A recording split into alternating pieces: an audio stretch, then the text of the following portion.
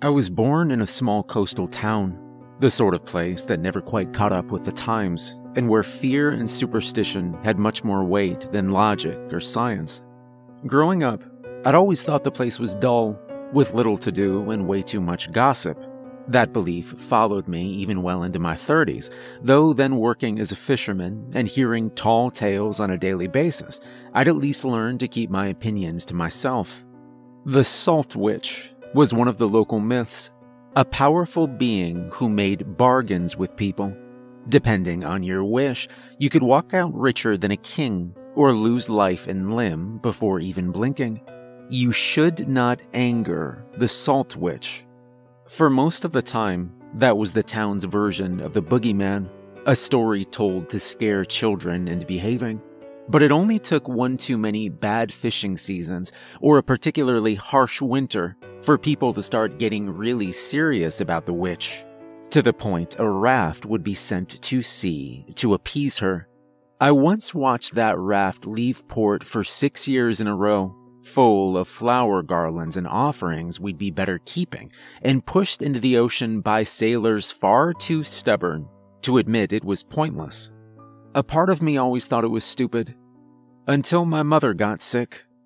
Then I understood. Sometimes you just need to believe in something.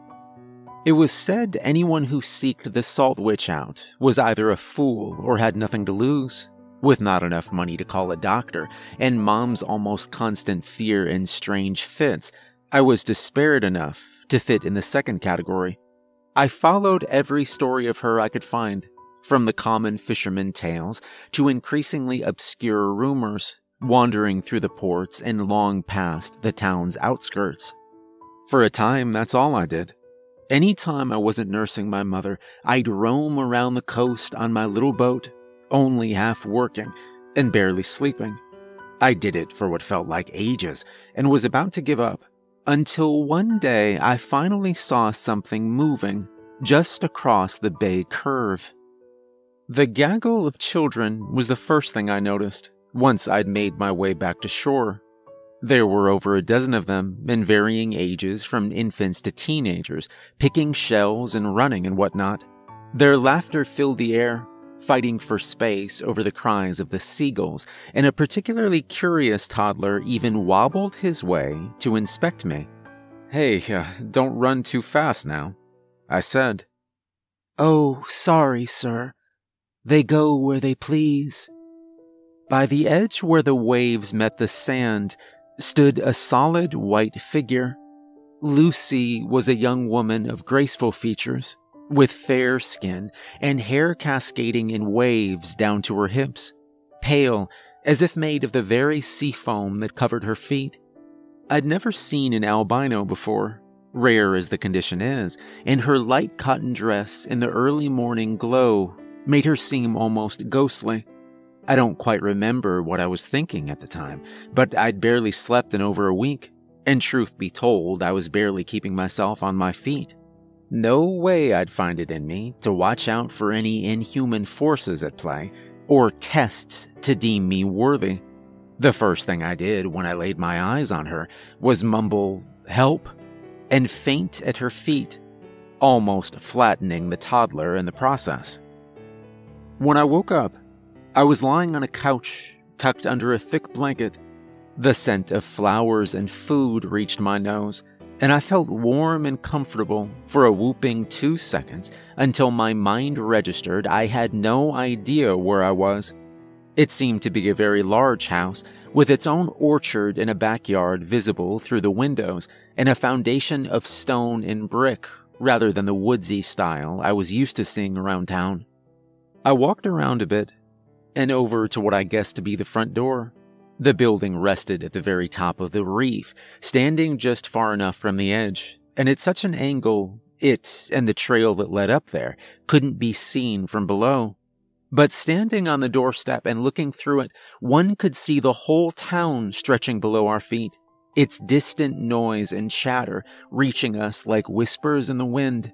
The bell tower was the only clear sound from there, ringing its loud call out to the heavens.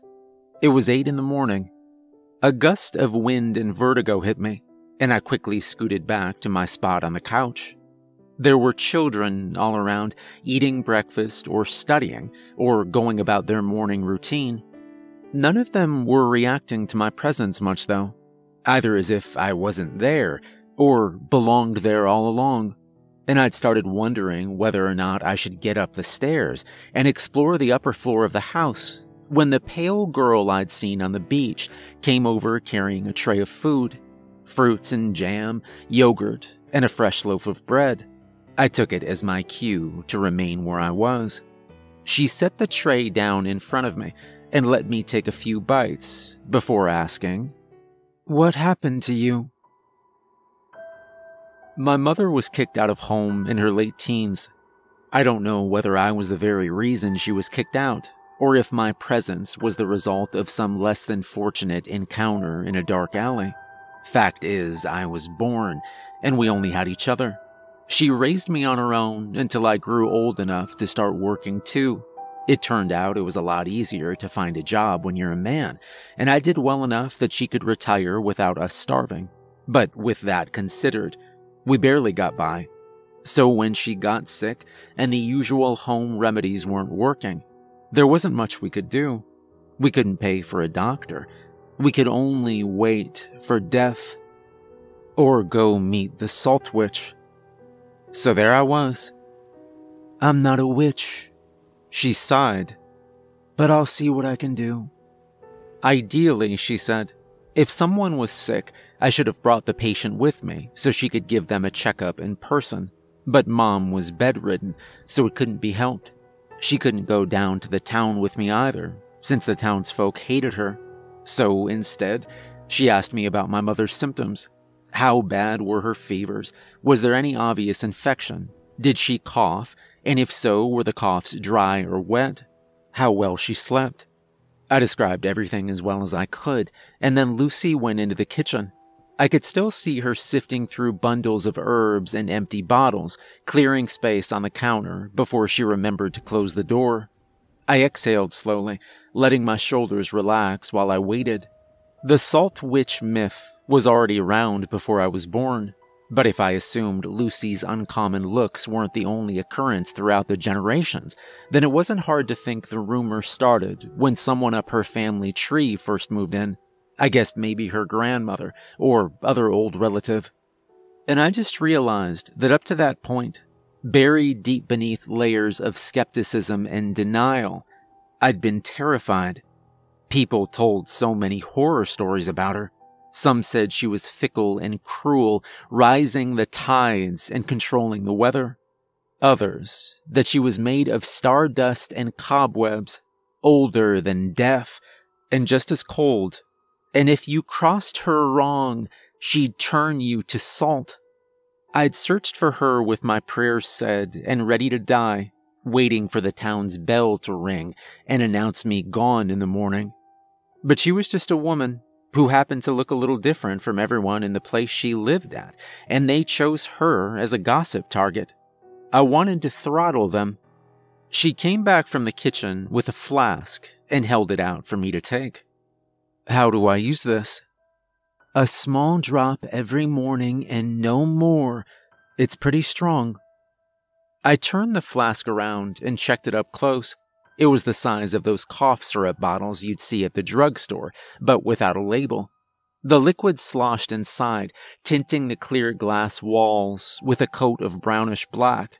The smell hit me instantly, sharp and almost metallic, with a faint note of charcoal in the background, and I had to reclose the lid as soon as I'd opened it. The thing looked disgusting. "Sorry, I can't fix the taste," she stated quietly, her eyes fixed on me as I inspected the medicine. "But it can be taken with water or mixed with food." I nodded, still slightly disoriented by the smell. Her gaze bore into me until she noticed the toddler across the table was taking chunks of his breakfast bun and dumping them on the floor. "Marcus, no. I don't like the little seeds." "Then someone else can eat it. Don't waste food." I just sat there, still trying to process reality, while watching her circle the coffee table in a hurry.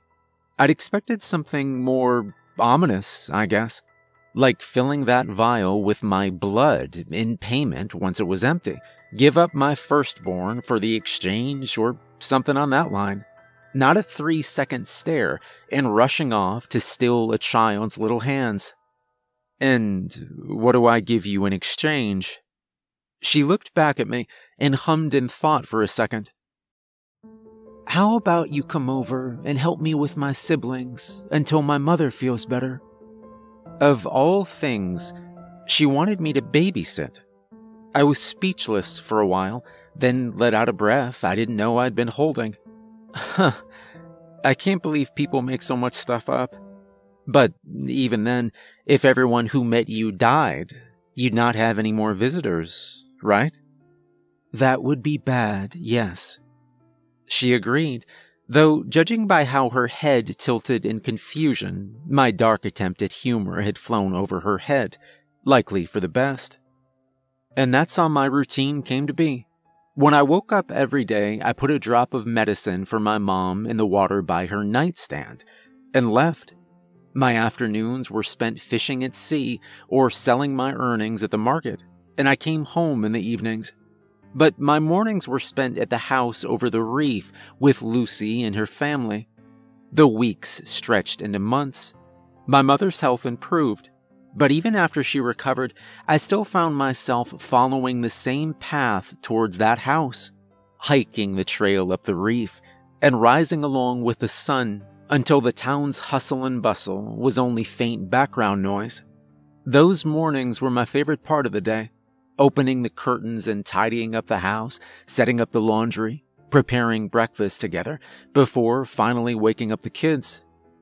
You know, I'd never seen a saffron flower before. Well, now you have. The spice part is just these red pistils in the middle. Seems so little, right? We'd eat together and clean up. And then Lucy sat by the loom and taught the older girls to weave and make lace, while I'd work on the backyard garden with the boys and the littlest ones. Sometimes we'd harvest things together instead, and she'd mention more little things she knew about each plant. Or we'd take all the kids and head down to the beach to let them play around the shore. That's when most of their contact with the townsfolk happened, from other people looking for the salt witch. Most wanted medicine, like what was given to me before. Others sought advice, or were content with little lucky charms that truly held nothing but sentimental value. Those things were exchanged for other things from the town, parcels of butter and honey and fresh milk. Some people also bought the lace, and then there were less reasonable people, the ones who'd walk up demanding her to change the weather or make them rich. And the ones who didn't listen when we told them to stop sending offerings into the ocean. Some people are just stupid, I guess. But they ruined our whole day. In the times that happened, it wasn't hard to head up to the reef the following morning and find Lucy bundled up in her room, sighing up a storm. She leaned closer, and she kissed me. And we fell in love. I loved her. That was fact. As simple as dawn breaking each day, even though I didn't notice until it was already too late to opt out. She was strange and beautiful, and I loved her, and I drank her presence in like those lost in the desert would drink water. The townsfolk gossiped, as they always did. They said the salt witch had me enchanted, that we met in the darkest hours and did unholy rites. That's just how people are. Give them anything to blabber of, and in their minds I'd soon be sailing to foreign land on a stolen ship, whispering sweet nothings in the ear of a goat. I don't mind the rumors about Lucy, and I didn't care about the whispers of the neighbors behind my back. They'd never cared about us, so why should I? I didn't think it should affect me. That was careless. Maybe you could say it wasn't my fault. That the events that followed couldn't be predicted or were outside of my control, and I suppose you'd be right. But I still wonder who left the door open. It might have been my mother, leaving for a stroll or groceries and forgetting to close it on her way. Or it might have been me who didn't lock it when I left to work. Either way, It didn't change the fact when I got home that evening, my mother was sprawled on the floor, silent and still. She couldn't even cry for help. Her fingers were slick with blood as she tried to close the gash on her throat with her own hands. For a moment, I felt my heart freeze. There he is, the one consorting with a witch. I barely reacted at the trespassers in my home, other than glancing at the one who stepped on my mother's body as they surrounded me. Their voices were like white noise. My own breathing was too loud in my ears. Creepy wretch. I didn't respond. I wish I could tell you I cried, that I sobbed and screamed for help and tried my best to help my mother. I should have. But I took in the cold truth of her limp body and half-lidded eyes, and the sight just left me numb. She was gone. She wasn't the best mother in the world, and I wasn't the best son either, but she had birthed and raised me the best she could, and now she was gone, and I only saved myself. When they surrounded me, I grabbed the first thing I could get a hold of and slammed it on the skull of the nearest person I could hit, making them stagger backwards and opening a path for me to flee. They lunged at me. Something stung my sides, but adrenaline kept me going enough to slip away. They came after me, and I ran. But to where? My legs made the decision before my mind even registered where I was going. That little voice of my conscience just told me to run, or I was gonna die. And I kept running, just trying to put more and more distance between me and the ones chasing. My mind was blank, barraged by so many thoughts they fused into nothing, and my memory is a blur between running the trail up the reef and the moment I was already crossing the front door, slamming it closed behind me. Something felt different in there. Dark, empty, like what lied beyond the house's threshold was not the place I'd been to every morning for the past couple years. I expected it somewhat, from having walked in the middle of the night, but no one rose up with the commotion I made. There were no candle holders where I expected to find them light up. Most of the trinkets and furniture were gone, the lacy curtains, the children's toys. The children, my Lucy, they were all gone too. I couldn't understand. Had the townsfolk got to them first? No, most people didn't even know how to get there, and it shouldn't be possible to hollow up the house and transport all the furnishings at that hour, even less without making noise. My heart throbbed with pain and confusion, and so did my stomach, as my insides tried to function, despite the trail of blood still escaping the wound on my side. There was no one to help me. I was alone. No, it was a good thing. It was too late to regret it, but the truth is that if the townsfolk didn't lose track of me, then I'd just led an angry mob into the house of a single woman and over a dozen young children. It was good they weren't around. I stumbled into the backyard, my darkening sight finding no trace of the carefully tended orchard, while I rested my back against the husk of what I remembered as a verdant tree. My strength was waning. The first rush of adrenaline was wearing off, and my eyes wandered to the open back door, from where I thought I could hear the townsfolk approaching. It was only then I realized what I was still holding. The bottle with my mother's medicine. Somehow it hadn't been damaged by me smashing it on a man's head, the glass smooth and solid in my grip. I don't know how the idea came to me. It was almost instinctive, or maybe it was the blood loss not letting me think straight. I held my breath and chucked the lid off, propped my back better against the tree, and chugged down. It tasted burnt, sour and bitter and cold. But after the first gulp, my pain lessened. After the second gulp, the burning feeling on my sides ceased completely, exchanged for the feeling of torn fabric tickling my skin. After the third gulp, I couldn't stop. How much was too much? no more than a drop, I thought. But I drank the whole thing. And then relief became agony. It coated my insides like a layer of sap, clogging down my throat. I hetched and gasped for air, but I couldn't inhale any. It stung in my lungs and my stomach, stinging ice spreading and taking over, and chilling my veins frozen after searing through them. The bottle slid off my grasp and rolled onto the ground as I tried to just focus on breathing. In the distance, the bell tower rang announcing midnight, and faintly I wondered if the noise I heard along it, the rush of little steps approaching, and childish whispers were real, or just a fabrication of my dazed mind. I had the faint awareness of seeing a man stepping through the back porch, yelling "Found him" to someone behind, and a knife being raised. I lifted an arm to block it. "How dare you?"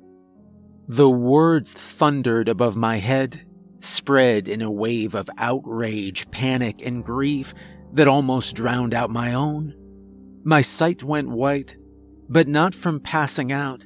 It was like a flash grenade exploded behind me, and I could see nothing but white-hot rings of light. And the whispers?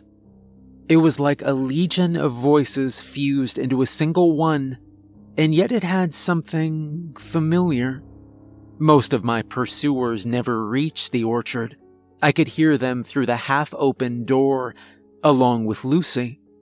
I tried to get back up, rolling onto my stomach and dragging myself forward, but I could barely move. My fingers were numb with cold. I couldn't even breathe. My consciousness faded in and out, muddling everything together. The children in the backyard, the townsfolk still inside, and Lucy's voice begging for them to stop. Everything was white. My sight, the sounds, white light and white noise, fire and ice burning my bones, and then nothing. I woke up in the orchard, the early daylight fluttering weak behind a cloudy sky. Rain poured from above and turned the earth to mud beneath me. Some water hit my face. It tasted strange, a little salty, almost bitter, though it might as well have been an aftertaste of the medicine. I could hear the voices of children. "It's getting annoying. It's the third trespasser already. I told you the entryway isn't working. We need a better system, longer passages, or something." I sat up, expecting to hurt all over, but I felt no pain. No bruising, no scratches from when I fell. No trouble breathing. My body was suddenly aware of every tendon and muscle it had, and my eyes wandered to the garden plants, catching hints of colors I'd never seen in every petal and leaf. Something was wrong with me. But I couldn't see any wounds. Even the gash on my side and arm had closed, leaving the bloodied tearing in my clothing as the only indication it had been there. No, there was something odd on my arm. I turned it to check the spot that the knife got me, and a layer of skin was flaking off like a bad sunburn, but instead of stinging red beneath it, my exposed flesh was an intact layer of light gray, closer to clay than flesh in hue. I probably shouldn't pick at it, but morbid curiosity took over. A strip of skin peeled off between my fingers like old paint. A jolt of panic took over, and I tried to slap it back in place, but it didn't stick and slipped from my hand and onto the ground. So instead, I hurried to make a bandage out of my own sleeve and keep it hidden. Thinking back, there was no pain or blood from that either, though the fright didn't let me notice at first. It's like I really was coated with paint or glaze and had ripped off bits of it. I stood up and tried to reorient myself, squinting to see through the thick rain. The children were all over the backyard, divided between their usual morning routine and dealing with the weather. Some ran back and forth carrying the exposed firewood somewhere it would stay drier. A few were fighting the clothesline in the wind, hurrying to fetch the hung clothes and sheets, and a couple others held said clothesline poles in place. Ahead, shielded from the weather by the back porch, there was a group butchering what from my previous sitting spot seemed like a large pig. Now that was a rare sight. It was uncommon to have meat around the house as far as I'd seen, since most of their food came from their own backyard. But the methodic ease in which they moved, breaking bone and cleaving flesh, indicated a good amount of practice. It seemed odd. I'd walked half the way towards them before realizing that the pig's feet didn't have 2 pointy toes each, but 5 rounded ones. There was a human body under the butcher knives, naked, already headless, mostly bled out. A dizzy spell assaulted me, and I had to lean against the wall to not fall down again. I almost fled, if not for a thought that had crossed my mind. "Did you save me?" I asked. "Well, he was being super rude," one of them replied. "Running in uninvited and going stabby. No manners at all. Lucy got the others, though." That meant I wasn't necessarily in danger, at least not right then. I inhaled and exhaled a couple times, then took a few tentative steps towards them. My question had caught their attention, and I could feel their eyes on me as I approached, but it seemed they had no intention of stopping their current task. The sky was crying up a storm, and by the time I reached the back porch and took shelter under its roof with them, I was already drenched. "How are you even conscious?" they asked after a moment, giving me a bewildered look. "Maybe he had some of it in him to begin with. Some of the oldies who came down here had kids, right? It made Father angry, though. He was always angry, and it's been a while, so if it trickled down the line, it's not like it's going to be obvious," one of them said. "I have no idea what any of you are saying," I sighed. Another of them waved a familiar glass bottle in front of me, like that explained everything. The flask was as muddy as my head, but empty. "You drank it all, right? There's still some on your teeth." "You mean the medicine from your sister?" "It's blood. Well, not human blood. I guess you'd call it ichor." They looked at each other for support, then shrugged. "When you drink ichor, it becomes part of you, imprints you with some of the old one it bled from. So it's good for healing wounds and illness and such, but you shouldn't have too much without time to adapt first. Mainly not ichor from a high-rank source." "Why not?" I asked. "It hurt like hell, and your mind might break." Well, it certainly did hurt like hell. No arguing with that. It felt like I was going to die.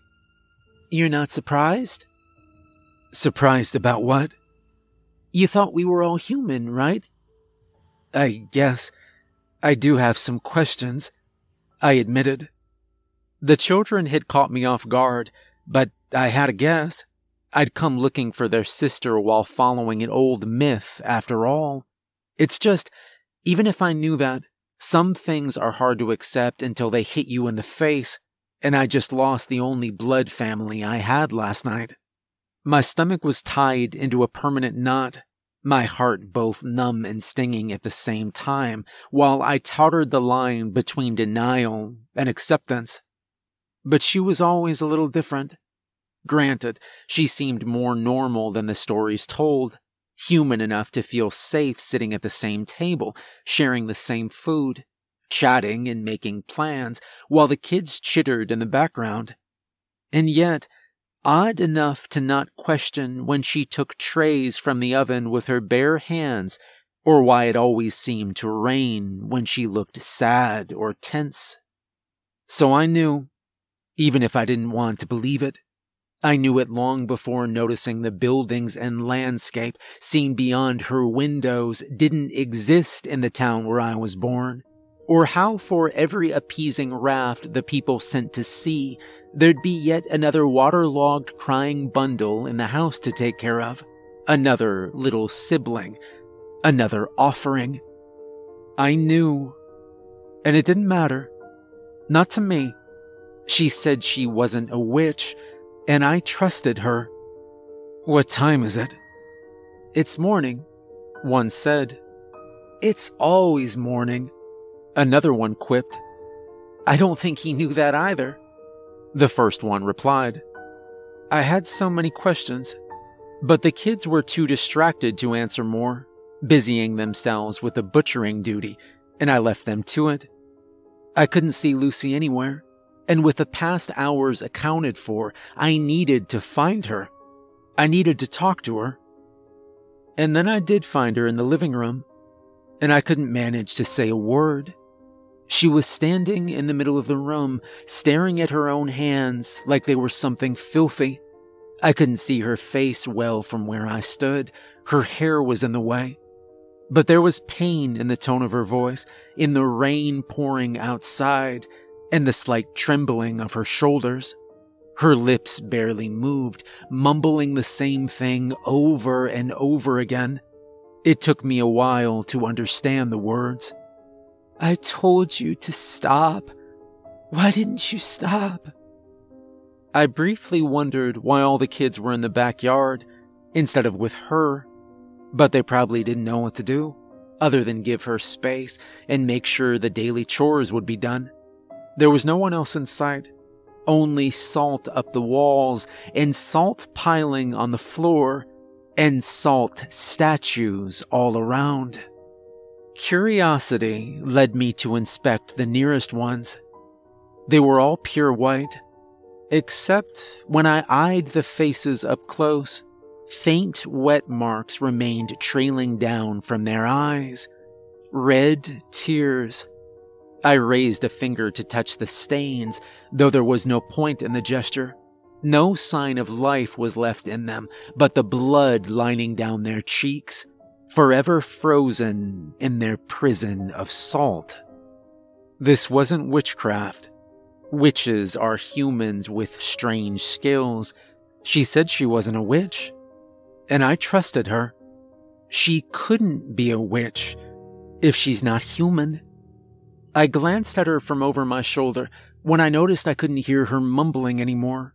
She turned slightly and was watching me, pale eyes locked into mine. I flinched. "You're afraid of me?" "I'm not afraid of you," I lied. "Yes, you are." Her voice was a whisper fighting the wind that howled against the windows. The morning was cold. A gentle coolness despite the weather, silvery sunlight seeping through the glass panes and beneath my skin.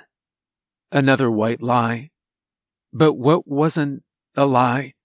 What was she? I'd sometimes thought the way she looked at the kids and me bordered on weird, like she expected us to shatter at the slightest touch. Maybe to her we would. How much did she have to suppress and smother down just so she'd not turn us to dust? No one else was there to tell me otherwise, so I stepped closer. I dreamed of whisking her away before, going somewhere else, far, far from there. Now I knew that wasn't possible, but I just couldn't leave her like that. Standing alone in that room, surrounded by empty shells while an anguished storm wailed outside. She froze for a second when I reached out, before slowly easing into the embrace. I wondered what she thought I'd do, though clearly a hug was not what she expected. Of course, somewhere in my mind, I knew my current course of action was not what most would have done. Maybe an idiot would have tried to fight her. Feeling the bitter black that flowed in her veins was enough to justify either killing her or dying trying. And most people would see the fate of the last ones who did try and would have fled in horror. Yet, I found the act of keeping her close gave me comfort and helped me feel less alone. And I hoped the feeling was mutual. Because when I looked at her, I could see nothing but the girl I fell in love with.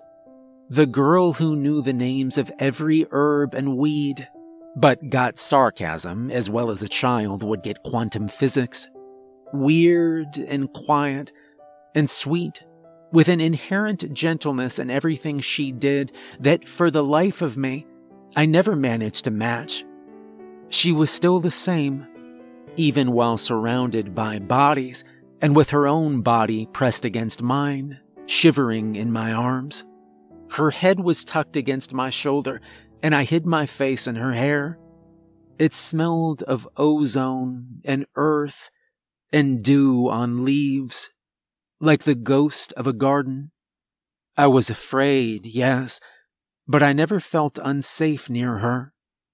"You should go," she said my fear, a sense that if I walked away and crossed that front door like so many times before, I'd never see her again. But if I didn't leave now, I never would. She seemed so frail, not the fragility of a human or of life as I knew it, but of an ancient temple eroded by time and abandon. I could feel the weight on her shoulders and the cracks weathering down her back. "Leave. If not, I'll keep you here," she said. "That's fine, as long as I keep you too." We stood like that for a long while, hearing the sounds of the children going back to their routine around the house, the cries of the seagulls beyond the front door, and the distant noise of the town waking up with the day. They said the Salt Witch would demand a price for every wish, a pint of blood, your heart, your soul. She never asked for mine. I had shared it all, of my own free will. Maybe it was naive, and maybe it was stupid, but I didn't care. I was exactly where I should be. The rain eased into a drizzle before stopping completely. The bell tower rang 12 times. Then silence fell as the world outside shifted into noon, and I remained in the realm where morning endures. I've lost count how many years it's been since then. 100, 1,000, maybe more. Long before the little town I'd grown in became a city, and the city became ruins, and time whisked away its last remains from the realm of the living. I don't regret my choice. Humans are fragile, whimsical, and stupid, tripping all over life and repeating the same mistakes over and over.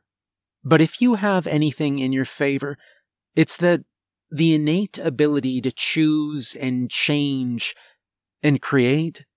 You're always making the most amusing new things, like this iPhone thingy with the internet. You could make heaven on earth if you'd all stop fighting and killing each other over bullshit for 15 minutes. Until then, we'll remain as we are, waiting and watching. Our domain filters through yours, for the most part unnoticed, nested in spaces in between. In the corners, the light bends a little wonky, in unused rooms and abandoned buildings, and the hollow of old trees. The rules to find us evolve with you, revolving around your faith and the tales you pass on. But our truth doesn't change. My name is Raheel, the Pathfinder, spouse to the Morning Star. I maintain the doorways between our realm and yours. If you find one, feel free to pay a visit. Sit down, have a drink, and share a story. But make sure to mind your manners and don't wear out your welcome. Don't be rude. I hold no care for your safety if you are rude. My family has a lot of mouths to feed, after all. And we don't waste food.